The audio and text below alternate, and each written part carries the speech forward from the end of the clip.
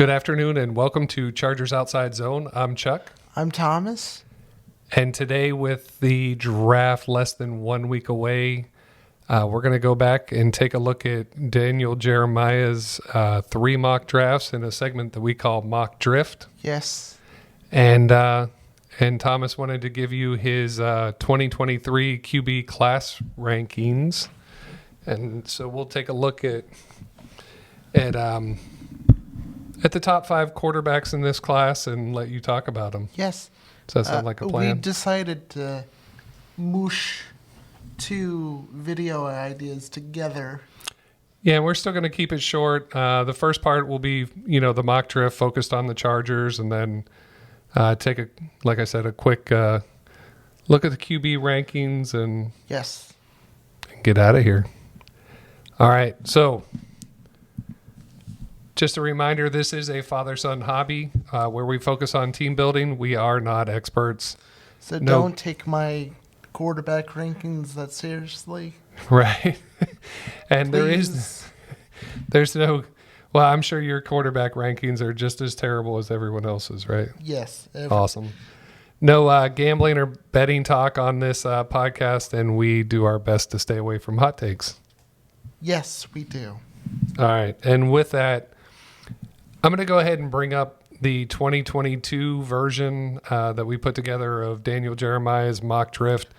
Once again, this isn't poking fun at anything he's chosen here. It's just a look at how things change through the scouting season, if you will. Yes. And it's 2023. Yeah, this is the 2022 version. Just a quick look back.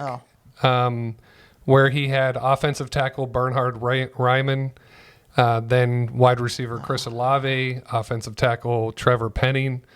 The funny part is 2 of these guys ended up New Orleans Saints. Yes. Both first-round picks. And, both first-round picks. One of them had to trade. They had to trade back up.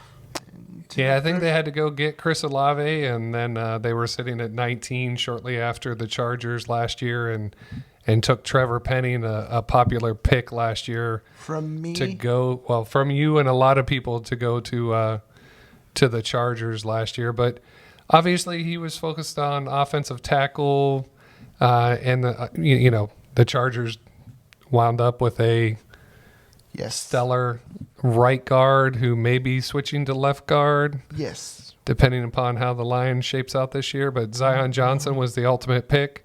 So DJ was looking at offensive line, which the Chargers eventually went in that direction and made a good pick. Yes. And so as we get into the 2023 version, we take a look at his first mock draft 1.0, released on January 20th, pick 21 or 22, however you want to deem the pick, the 21st player off the board, I guess. Yes. He has tight end Dalton Kincaid out of Utah, and says that Kincaid is a little older and coming off an injury, but his tape is outstanding. His short area quickness is phenomenal, and he is incredibly tough and productive with the ball in his hands. And I think as a playmaker, Yes, we would be very happy with Dalton Kincaid. right? Not the greatest inline blocking tight end, but A weapon to catch the ball. yeah, definitely adding weapon to the offense here. Yeah, I don't think either one of us would have an issue if Dalton Kincaid was the ultimate pick, but he then switched, in his mock draft 2.0 to wide receiver Quentin Johnston out of TCU, where he says speed on the outside has been a missing element for the Chargers. Johnston fills that need. And I think you're a bigger fan of Quentin Johnston than I am. Yes, I am. Because his length is just too easy to pass up. Too hard to pass up Too that hard. size. Size, length is too hard to pass up. Right. And right amount of speed. Right? At pick 22, player 21 off the board, I don't feel as though the route running is where it needs to be. With Mike Williams on the roster, I would prefer to add some route running to eventually replace Keenan Allen. Yes, but you can always use straight line speed. You can, but in the end, his mock draft 3.0 kind of went more in my direction Yes. of that route runner, and wide receiver Zay Flowers out of Boston College, stating that the Chargers prefer bigger wideouts, but Flowers would add an explosive element currently lacking in the passing attack. And when you look at his mock back in March of this year, this mock draft 3.0, he has Jordan Addison coming off the board, one pick ahead of Zay Flowers in that mock. So I would rather Jordan Addison because of the USC connection. he has been in LA for a year. So he gets to stay in LA. he's been adjusted to I'm that West Coast time. more of a story. You want the story of the guy staying in the city of Angels, If we do it that way. right? So I think the key here to Daniel Jeremiah's mock drafts this year Is weapons. We need weapons. More Justin Herbert needs weapons. more oomph on the offense. And I think generally speaking, we'd be okay with all three of these picks. I'm an offensive guy, so Throw in a Jordan Addison, throw in a Bijan Robinson, and those are 5 players. yeah. You can rank however you choose, and I think generally speaking, we'd be okay. With any of them. Make it, yeah. So that's the Daniel Jeremiah mock drift study for this year. Yeah. Let's see what happens this year in the draft, and we'll continue to do this every year, taking a look. It's a fun little exercise. Yes. All right, now moving on Quarterback ranking time. to the quarterback rankings. So this is the 2023 QB class rankings. I have there as a subheadline, top 4, top 2, top 5. I mean, this thing's come and gone in waves, where, at one point there were 2 guys, then there were 4 guys, And then there were 5. yeah, so we're going to go ahead and reveal the rankings and talk about them a little bit more here. So your number 5 quarterback in this year's class is Hendon Hooker, quarterback out of Tennessee. Yes, I honestly think he's a good quarterback to, bridge to. Somebody would have to have a quarterback that's healthy and ready to go and play in 2023 and then eventually bridge to Hendon Hooker. Yes, because he's not healthy at the moment. So, Right, he had the ACL tear in November. So if he either goes to the Seahawks, the Lions, Those would be 2 options there. And even a Tennessee. good fit. Yeah. The Titans could use Ryan Tannehill as a bridge to a Hendon Hooker, and if he stayed in Tennessee, then he stays in state, and I'm sure he has plenty of fans, right? Yeah. So, all right. Anything else on Hendon Hooker? Strong arm. Just strong arm. Played in a strange offense with Josh Heupels. Yes, the only question is how does that offense? How does he transition to a more NFL-style offense? So Yeah. we'll see. Obviously, wish him the best. The higher he goes, the more money he makes, and get well soon on the recovery. A lot of rehab to go on that ACL, I'm sure. So Hendon Hooker, number 5. Moving on to number 4, you have Will Levis, quarterback out of Kentucky. Yes. Now, Mel says throw out 2022 tape. Based on the loss of talent on the Kentucky roster, I'm assuming is why. Yes, based off the lack of talent. Now, the reason why I have him going or ranked 4th is okay. He has talent. Prototypical size, strong arm. Yeah, we know if he's good, he'll be really good. Right. High ceiling. High ceiling. And then there are some concerns. People are talking about maybe it has to do with that not taking that step, not putting it on tape in 2022. But Yes. yeah, so I mean, that's where he lands in this class, and it'll be Will Hope Levis, number 4. I get it. Hope he gets pegged high, so he'll get a bunch of money. Yeah, wishing all these players to go as high as possible. Yes. All right, you ready to No move ill on? will to any player. You ready to move on to number Yes. 3? Yes. Number 3, Anthony Richardson out of Florida. Okay. Obviously, We got his stock rose after the combine. we got a unicorn here. You're a generational talent? No, I'm not saying generational, but I think if you have a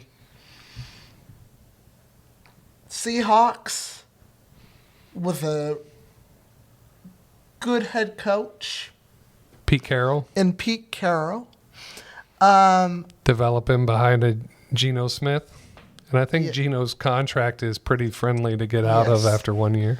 yes. And I also think if the Ravens fall apart with Lamar, get Lamar 2.0. That could be directionally where they may have to head if they end up losing Lamar. But let's see. Anthony But- Richardson out of Florida, number 3. Any comments about the player himself? I guess he impressed everybody at the combine, Yes, like he did. everybody knows. Yes, he did. He also impressed everyone at his pro day. At his pro With- day, yeah, where he with- hit the ceiling with the football, with and ceiling, yeah. But I think fro. the biggest probably knock on Anthony Richardson, as everybody already knows, you have Brock Purdy that comes out of Iowa State last year as Mr. Irrelevant, threw the ball 1,400 times at Iowa State or whatever the number was, and Didn't Anthony Richardson only played 13 games. right, small sample size, definitely not 1,400 throw attempts. But so- honestly, the talent on Gators weren't really well, it's yeah. there at wide receiver. Well, and he just needs reps, whether that's preseason Reps. football or getting him in the game. He needs reps. Yes. So, all right, I think I think we're ready for number 2. Yes. It's been kind of a two horse race, if you will, on who goes number 1. So by revealing the number 2, you get to see who's number 1. Yes. But everybody thought that these would be the top 2 quarterbacks out of shortly after the draft last year. So at number 2, you have C.J. Stroud from Ohio State. Yes. And that Georgia game really showed me, hey, this kid is really good. Yes. He gave the Georgia defense fits. Yeah, and that's not something easy to do. Back-to-back champions. Right. And Georgia is. and he played well against Michigan before that. Yes. And well, I mean, he put 2 years of good tape together at Ohio State, and positioned himself well for this draft, right? Yes. All right. And number 1, no surprises really here, but Bryce Young out of Alabama. Bryce Young out of Alabama. I always say trust Nick Saban. So even with Bryce Young's size, you have him ahead of C.J. Stroud, Anthony Richardson, Will Levis. Yes. Because he was the Heisman Trophy winner last year. Yeah. No, A year ago, he was year Caleb Williams ago. won this year, and the year before was Bryce Young. Yeah. And Alabama only lost 2 games. Right. It's not like he was the reason why they lost those 2 games. During the regular season, yeah, there were some close games. The one against Tennessee and the one against LSU. Overall, he had a decent season. He didn't win the Heisman, a second year in a row, but that's always hard to do. And also, I've seen him compared to Steph Curry. It's like we're going out of football. as that point guard distributing the ball around. Yes. Understood. Yeah. So the question for you then with Bryce Young is well, I guess we'll see your mock draft here soon, and we'll find out in the not too distant future. But we'll go ahead and leave your rankings there. Just real quickly, I went ahead and put my rankings together. I have C.J. Stroud number 1, Bryce Young number 2, Anthony Richardson 3, Will Levis 4. And to be honest, I have no idea who's number 5, whether that's Tanner McKee or Tanner McKee's not going in. Or Hendon Hooker or any of the other guys, right? Hendon Hooker has more of a chance. Yeah. I think the Colts are in a really good position picking number 4. They don't have to. But they could trade up to number 3. They could trade up to number 3, but I guess the point I'm trying to make is, generally speaking, these guys all have a 50-50 chance of being superstars or quote-unquote bust, if you will, or not panning out to not meeting expectations. Because you look at the draft that the Chargers got, Joe Burrow, obvious superstar. Tua goes 1 pick ahead of Justin Herbert. Lots of questions about Tua, lots of questions about Herbert. And should Miami have taken Herbert? Should Herbert have gone to the Commanders at number 2 instead of Chase Young? All those questions. So really it comes down to who drafts these quarterbacks and what's the team like around them, the coaches and everything. So that's why I think the Colts are in a good position to take an Anthony Richardson or a Will Levis. Highly likely somebody ahead of them have already made the decision on a Bryce Young or C.J. Stroud. Yes. If they want to take, a quote-unquote project like an Anthony Richardson. Yes. And with Shane Steichen recently from Philadelphia, as everybody knows, and who can develop him. Yes. That has a high chance of success, right? Yeah. Whereas Yeah. if one of these guys goes to, I don't know, the Raiders, I mean, how likely are they to succeed? Because of who the head coach is? A little bit of the head coach, a little bit of just what that roster's going through. Las Vegas is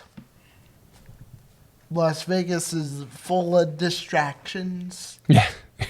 The city itself is very very full of distractions. Yeah, definitely. It will eat you up and spit you out. Yep.